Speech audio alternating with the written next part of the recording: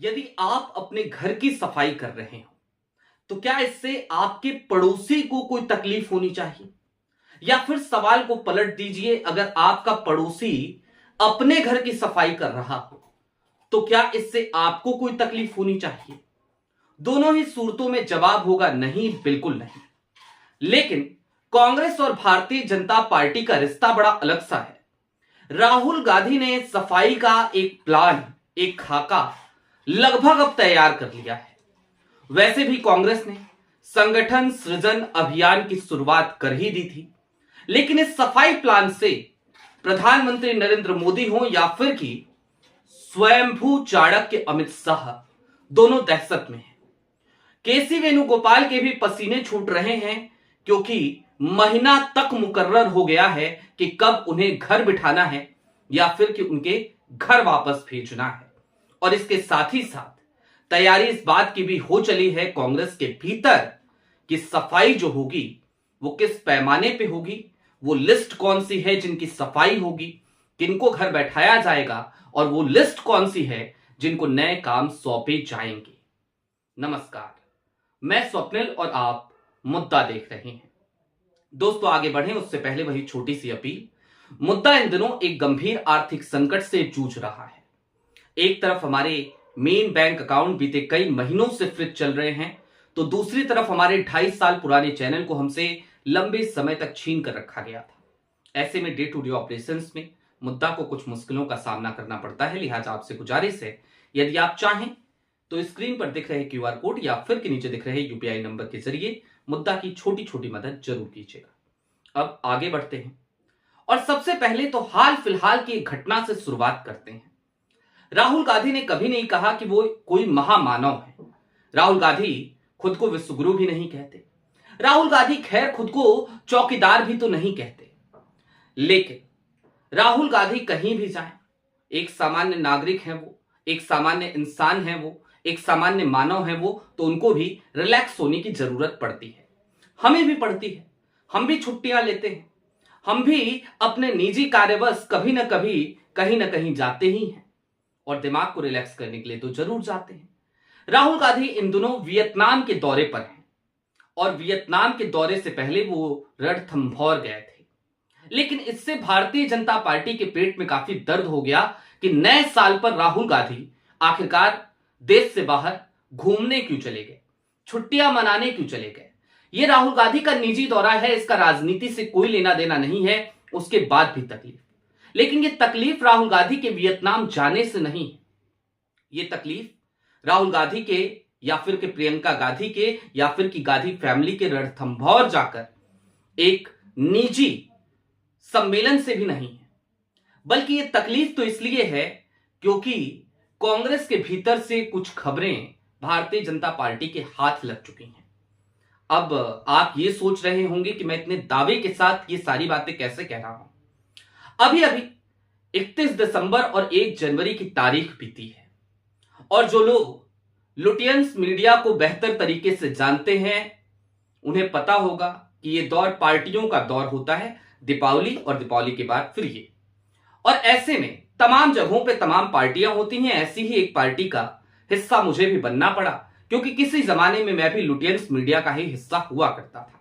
बात इतर है, जब वहां पे था तब भी अपनी बेबाकी को बचाए रखने की हमने लगातार कोशिश करी और बचा कर रखा भी। जब नहीं बचा पाए तो लुटियंस मीडिया को हमने हाथ जोड़ लिया। खैर, उस पार्टी में कांग्रेस और भारतीय जनता पार्टी दोनों के ही नेता मौजूद थे और यह पार्टी एक कांग्रेस के नेता के घर पर थी। और मजे की बात यह कि भारतीय जनता पार्टी के जिस नेता की मैं बात कर रहा हूं जो वहां पर मौजूद थे, वो अभी कुछ सालों पहले तक कांग्रेस में हुआ करते थे। हालिया दिनों में वो भारतीय जनता पार्टी में गए। आज की तारीख में वहां पर भी एक अच्छा नाम है, एक पद भी है, खुलकर उनका नाम नहीं ले सकता, लेकिन दोनों लोगों की बड़ी दिलचस्प बातें हो रही थी। और उसके अलावा जब उन बातों को हमने सुना तो हमने कुछ और फोन लगाए। बीते 2 दिनों से मैं कुछ जानकारियां इकट्ठा करने की कोशिश कर रहा था, क्योंकि आप तक कोई जानकारी पहुंचाऊं तो कम से कम वो पुख्ता तरीके से पहुंचे, ये मेरी कोशिश रहती है। अब जो जानकारी मेरे पास आई, जरा उसको जान लीजिए। मोदी जी और अमित शाह या फिर कि उनके इकोसिस्टम को राहुल गांधी के वियतनाम जाने से पेट में दर्द इसलिए हो रहा है क्योंकि वियतनाम से आने के ठीक बाद राहुल गांधी पूरी तरीके से एक्शन मोड में नजर आएंगे।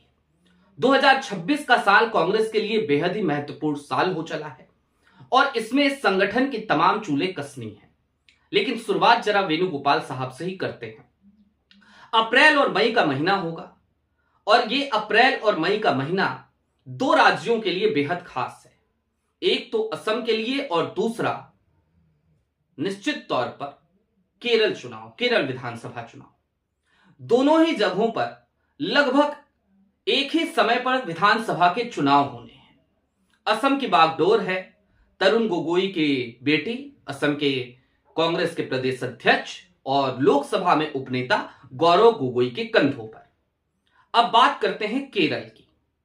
केरल में दरअसल केसी वेणुगोपाल को दिल्ली से केरल भेजने का, उनके घर भेजने का, या फिर अगर सीधे शब्दों में कहूं तो उन्हें उनके घर बैठाने का, इससे बढ़िया मौका फिलहाल राहुल गांधी को नजर नहीं आ रहा है। संगठन महासचिव के पद पर बने हुए लगभग 6 साल पूरे कर चुके हैं। केसी वेणुगोपाल 6 साल से ज्यादा होने जा रहे हैं और इन 6 सालों में कांग्रेस के संगठन का लगातार बंटाधार ही हुआ है। जाहिर सी बात है, कांग्रेस हर बार जब भी हारती है तो उसका मेडल राहुल गांधी को थमाने में ना तो गोदी मीडिया देर करती है और ना ही भारतीय जनता पार्टी के नेता। लेकिन इन सब के दरमियान हमें याद रखना चाहिए कि जब बतौर अध्यक्ष राहुल गांधी पहला चुनाव हारे तो उन्होंने अपने पद से इस्तीफा दे दिया था। यानी कि वो अपनी नैतिक जिम्मेदारी को समझते हैं और वो इस्तीफा देना जानते हैं। उन्हें कोई पद की लालसा कभी रही नहीं। दूसरी तरफ केसी वेणुगोपाल है, इतने सारे हार हो गई, संगठन का बंटाधार हो रहा है, संगठन कहीं मजबूत स्थिति में नजर नहीं आ रहा है, उसके बावजूद लगातार अपनी कुर्सी से चिपक करके बैठे हैं। अब इन तमाम स्थितियों के मद्देनजर अप्रैल और मई जब केरल विधानसभा के चुनावों का ऐलान होगा, उससे ठीक पहले कांग्रेस के भीतर की रणनीति या फिर कि सीधे तौर पर राहुल गांधी की रणनीति, मल्लिकार्जुन खड़गे की रणनीति और उनके कुछ विश्वास पात्र लोगों की रणनीति यह है कि केसी वेणुगोपाल को घर भेज दिया जाए, यानी कि केरल भेज दिया जाए। और जब वो केरल जाएंगे तो यहां पे जिम्मेदारियां शशिकांत सेंथिल को दी जा सकती हैं दक्षिण भारत के लिए संगठन महासचिव के तौर पर। उत्तर भारत के लिए सचिन पायलट या फिर की प्रियंका गांधी पर भरोसा जता सकती है कांग्रेस। हालांकि सचिन पायलट ज्यादा मुफीद लग रहे हैं, लेकिन सचिन अपनी एक जिद पाले बैठे हैं, उनको राजस्थान देखना है। तो राजस्थान के प्रदेश अध्यक्ष के तौर पर भी सचिन पायलट की ताजपोशी हो सकती है, सचिन पायलट को वहां भी भेजा जा सकता है। नॉर्थ ईस्ट की जिम्मेदारी जाहिर सी बात है गौरव गोगोई को दी जा सकती है। मीडिया और कम्युनिकेशन में भी आपको बड़े परिवर्तन होते हुए उस वक्त में नजर आएंगे और निश्चित तौर पर राहुल के भरोसे के बहुत सारे लोगों को बहुत सारी जिम्मेदारियां दी जाएंगी। अब ये तो हो गई कुल मिलाकर के कांग्रेस के भीतर क्या चल रहा है, कैसे उसकी चूल्हे कसी जा रही हैं, चूल्हे कसने की तैयारी चल रही है, इन सब की बात। लेकिन इन सब से इतर अब भारतीय जनता पार्टी के पेट में मरोड़ क्यों है, दर्द क्यों है, जरा उसको समझिए।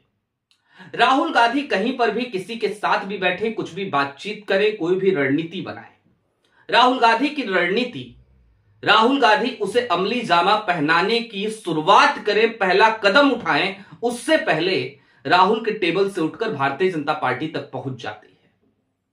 और ये क्यों हो पाता है? क्योंकि कांग्रेस के भीतर बैठा हुआ स्लीपर सेल लगातार किसी संदेशवाहक के तौर पर काम करता है।